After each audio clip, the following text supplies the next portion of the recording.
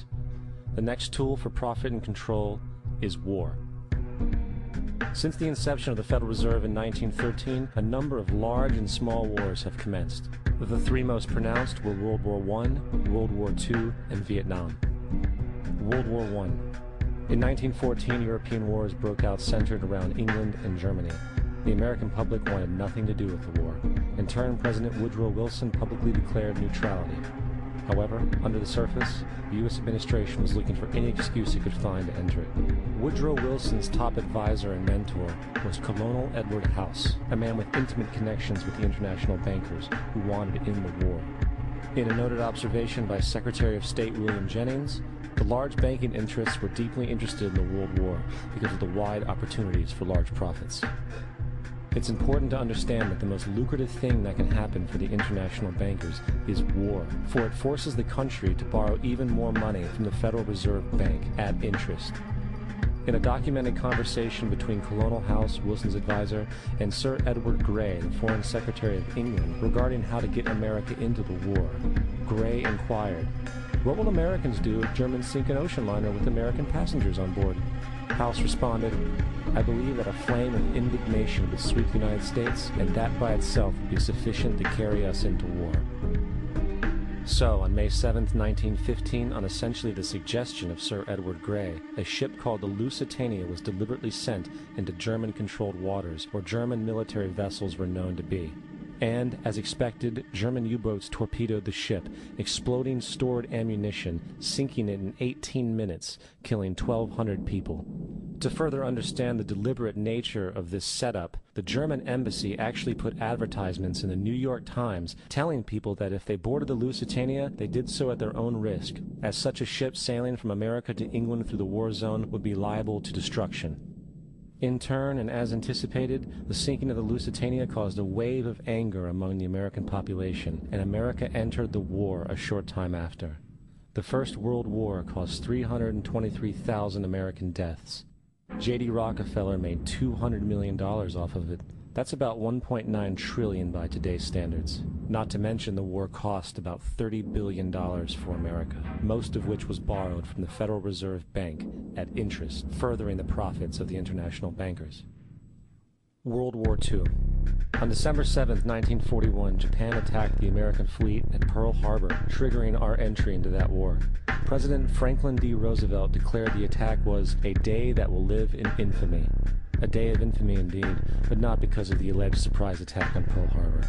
After 60 years of surfacing information, it is clear that not only was the attack on Pearl Harbor known weeks in advance, it was outright wanted and provoked. Roosevelt, whose family had been New York bankers since the 18th century, whose uncle Frederick was on the original Federal Reserve Board, was very sympathetic to the interests of the international bankers, and the interest was to enter the war, as we've seen, nothing is more profitable for international bankers than war. In a journal entry by Roosevelt's Secretary of War Henry Stimson, dated November 25, 1941, he documented a conversation he had with Roosevelt. The question was, how should we maneuver them into firing the first shot? It was desirable to make sure the Japanese be the ones to do this, so that there should remain no doubt as to who were the aggressors. In the months leading up to the attack on Pearl Harbor, Roosevelt had done almost everything in his power to anger the Japanese, showing a posture of aggression. He halted all of Japan's imports of American petroleum. He froze all the Japanese assets in the United States. He made public loans to nationalist China and supplied military aid to the British, both enemies of Japan in the war, which, by the way, is completely in violation of international war rules.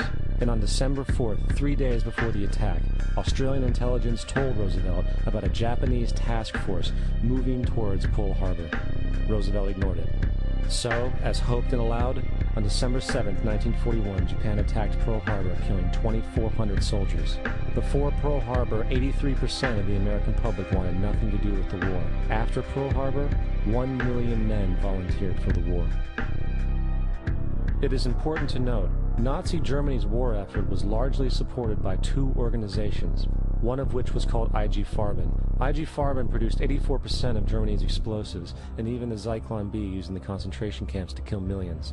One of the unspoken partners of IG Farben was J.D. Rockefeller's Standard Oil Company in America. In fact, the German Air Force could not operate without a special additive patented by Rockefeller's Standard Oil. The drastic bombing of London by Nazi Germany, for example, was made possible by a $20 million sale of fuel to IG Farben by the Rockefeller Standard Oil Company. This is just one small point on the topic of how American business funded both sides of World War II. One other treasonous organization worth mentioning is the Union Banking Corporation of New York City. Not only did it finance numerous aspects of Hitler's rise to power, along with actual materials during the war, it was also a Nazi money laundering bank, which was eventually exposed for having millions of dollars of Nazi money in its vaults. The Union Banking Corporation of New York was eventually seized for violations of the Trading with the Enemy Act. Guess who the director and vice president of the Union Bank was? Prescott Bush, our current president's grandfather, and of course our former president's father. Keep that in mind when considering the moral and political dispositions of the Bush family. Vietnam. The United States' official declaration of war on North Vietnam in 1964 came after an alleged incident involving 2 U.S. destroyers being attacked by North Vietnamese PT boats in the Gulf of Tonkin. This was known as the Gulf of Tonkin Incident.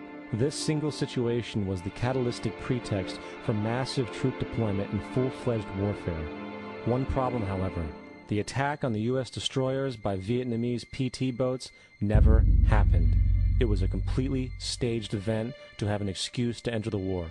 Former Secretary of Defense Robert McNamara stated years later that the Gulf of Tonkin incident was a mistake, while many other insiders and officers have come forward, relaying that it was a contrived farce, a complete lie.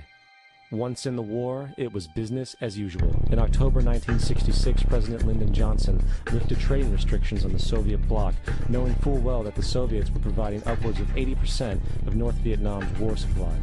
Consequently, Rockefeller interests financed factories in the Soviet Union, which the Soviets used to manufacture military equipment and send it to North Vietnam. However, the funding of both sides of this conflict was only one side of the coin. In 1985, Vietnam's rules of engagement were declassified. This detailed what American troops were and were not allowed to do in the war.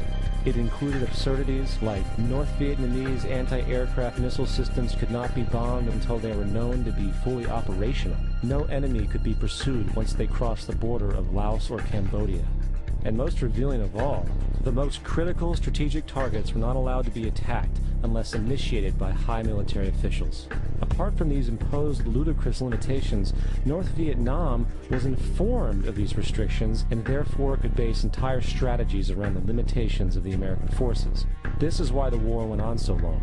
And the bottom line is this: the Vietnam War was never meant to be won, just sustained.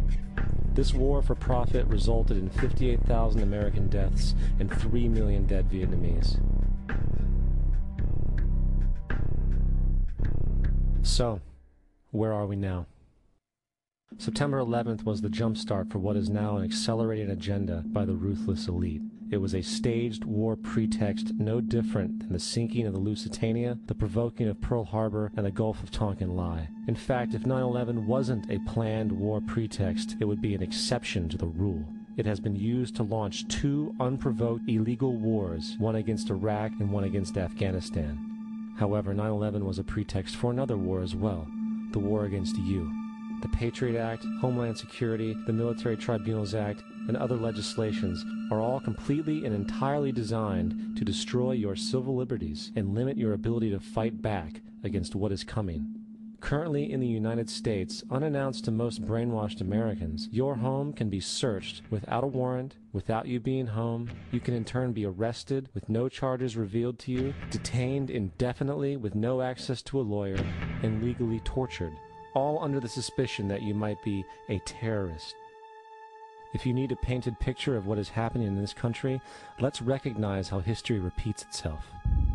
In February 1933, Hitler staged a false flag attack, burning down his own German parliament building, the Reichstag, and blamed it on communist terrorists. Within the next few weeks, he passed the Enabling Act, which completely eradicated the German Constitution, destroying people's liberties. He then led a series of preemptive wars, all justified to the German people as necessary to maintaining homeland security.